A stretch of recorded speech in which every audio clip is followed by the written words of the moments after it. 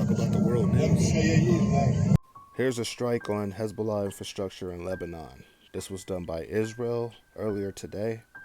Just wanted to show y'all a video.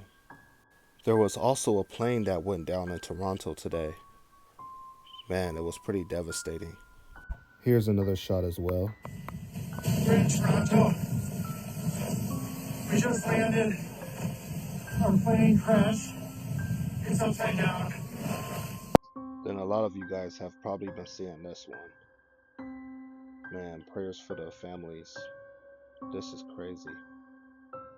We also had a Chinese Navy helicopter that flew within 10 feet of the Philippine patrol plane over the disputed shoal. The Philippines is heavily hitting back at this as an act of aggression. North Korea's new Hwasong 19 ICBM is now putting the whole United States within nuclear range.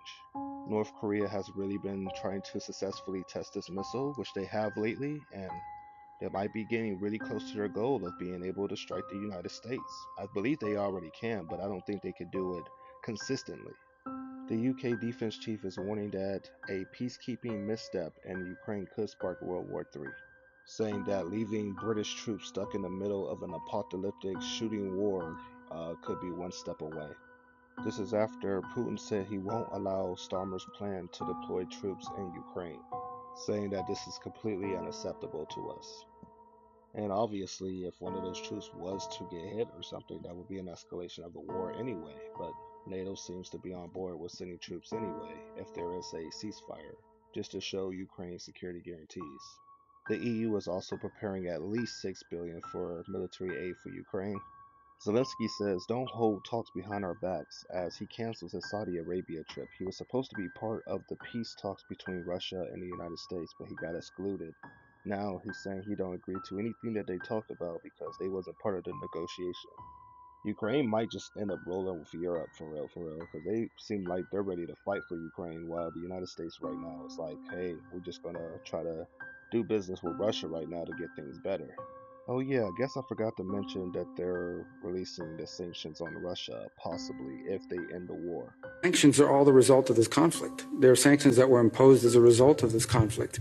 And so I would say to you that in order to bring an end to any conflict, there has to be concessions made by all sides. We're not going to predetermine what those are. Certainly not going to negotiate this today or in a press conference for that matter.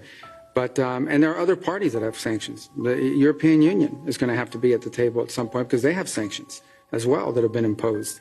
Yeah, like you heard, they're talking about taking the sanctions off of Russia. We also have Israel saying that with the help of Turkey, Iran is getting ready to try to restore Hezbollah. This could be a problem between Israel and Turkey.